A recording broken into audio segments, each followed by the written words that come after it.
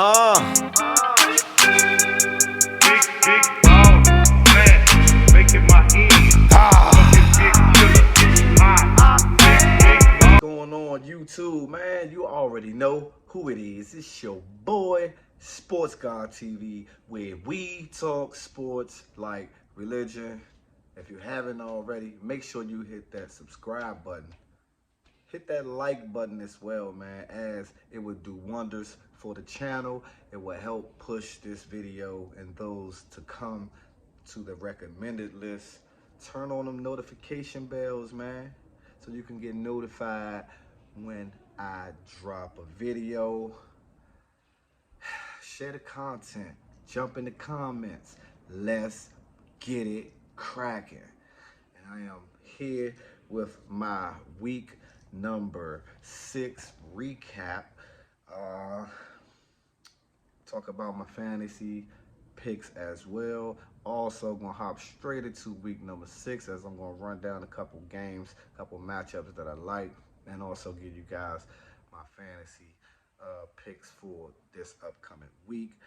Um, Even though I wasn't able to mention the Bears and Commanders game from last Thursday night, you see who I'm riding with, man, and I did have them to win that game, though I knew it would be an ugly, ugly contest, and I didn't expect it to be a ugly contest as it was. It was an awful game to watch.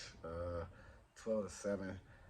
I mean, just two below average teams at this point in time in the season just going at it. Uh, Defense showed up pretty good though. There were some good signs, but overall, a W is what counts at the end of the day. So the Commanders did take care of business. The Eagles and Cowboys, I roll with the Eagles in that game, and they're continuing to dominate their opponents.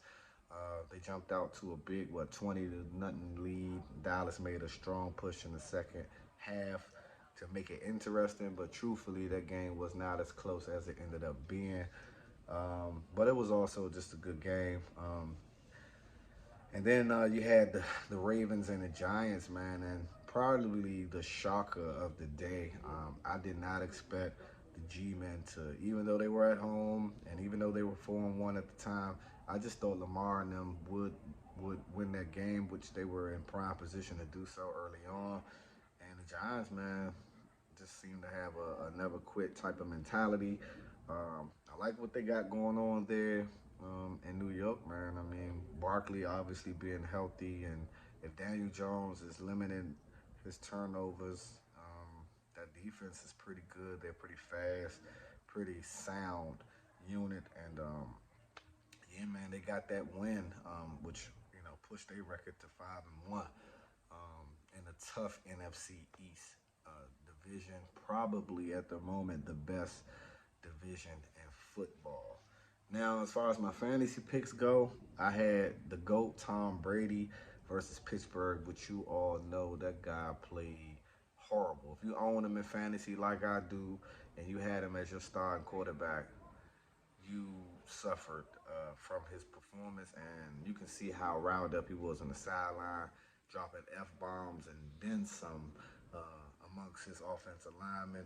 Maybe he ain't take him out to go get a steak and potatoes or something. I don't know what's going on, but right now Tampa Bay doesn't look good. The rookie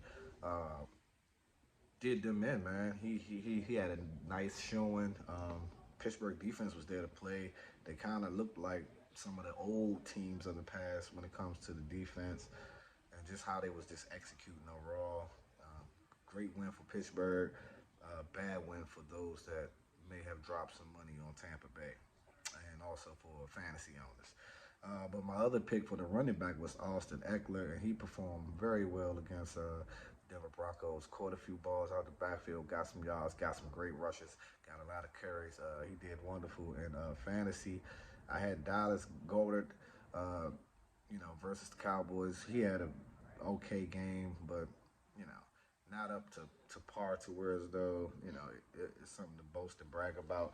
I had Devo versus the Atlanta Falcons. Devo had a pretty mediocre game, and then I had the Bucks defense versus the Steelers. And though the Bucks defense were okay, but they just got put in situations because Tampa's offense couldn't, you know, do what they have been accustomed to doing in recent times. So I like to say, obviously the best pick for that week was Austin Eckler, and yeah, that's about it, man. That's pretty much what I got on that. Now rolling into what I'm saying, week number 7 here. I got a list of things and games and teams that I would like to mention, but I got to start off with tonight's game, even though it's not like a highlight game, so to speak. But it is going on tonight. You got the Saints and the Cardinals, and the reason why I wanted to mention this game is Kyler Murray, though the Arizona Cardinals have been struggling, and Kyler Murray's favorite target, uh, the least for up to this point, is down, and that's Hollywood Brown. He does get his main guy, DeAndre Hopkins, back. I'm looking forward to seeing how many snaps he was good. It's not like he's coming off injuries, coming off suspension, and he said he's ready to go. So it all depends on what Coach Kingsbury, is going to do. If I'm coach, man, and my number one receiver is just getting back off of suspension, there's no way I'm trying to slowly integrate him into the offense. Look, dude, we need you. We need your presence. I'm not gonna sit here and fake like Kyler doesn't miss you, or because you open up the offense for a lot of people. That's why I have Ertz in my fantasy tight end for this week because DeAndre Hopkins is going to be on the field, right? All right, so the Packers versus my Commanders. And by the way, I got the Cardinals still in that game at home tonight. I'm not going to say still. I think they actually win this game flat out. I expect a big game for Kyler Murray. Also, like I said, Hopkins and company. Okay, so here we go, man. Packers versus my Commanders. Aaron Rodgers comes into town limping. So does the Packers. They just suffered a tough defeat at home against the Jets. The Jets handed business. As far as the Commanders go, Carson Wentz will not be playing. He has had surgery on his finger, so now the helm is turned over to Taylor Heineke. A fan favorite in many eyes, to me, he's a solid backup NFL quarterback. But the thing that he has over Carson, and this is what I'm going to be paying attention to come Sunday, is that number one, he's mobile, and number two, he has been in the system longer than Carson Wentz. I think this is the freshest team that he has had assembled around him since he has been playing quarterback here. Receivers are healthy. Pretty much everyone is healthy. Let's see what Taylor Heineke can put together. If not, man, I don't know how short his leash would be because we do got that rookie in the back. That's a game that I had wanted to mention. I got the Commanders upsetting the Green Bay Packers. The Browns and Ravens, a divisional game, man, up in Baltimore. Bad taste in the Ravens' mouth from the loss last week versus the Giants. The Browns loses up 2 straight, and I believe both games was at home. They're starting to you can tell it's time for Deshaun Watson to almost get there. They just not looking real good, man. I got the Ravens taking out the Browns. Now, I'm mentioning this game because this team's been red hot. I just mentioned them versus the Packers. I got the Jets and the Broncos. Broncos are at home. Broncos got a tough game last week versus the Chargers. And the Jets coming into town, man. I got the Jets, man. The Jets are a surprising team, young, energetic team.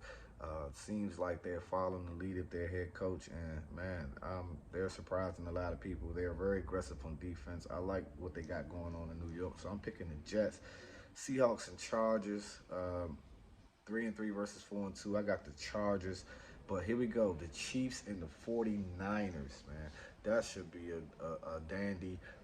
49ers are at home. Chiefs coming on the road off a tough L to the Buffalo Bills. It's hard to kind of see them losing 2 games in a row. So I got them winning in San Francisco, beating the San Francisco 49ers. Um, yeah, man. And so that's it.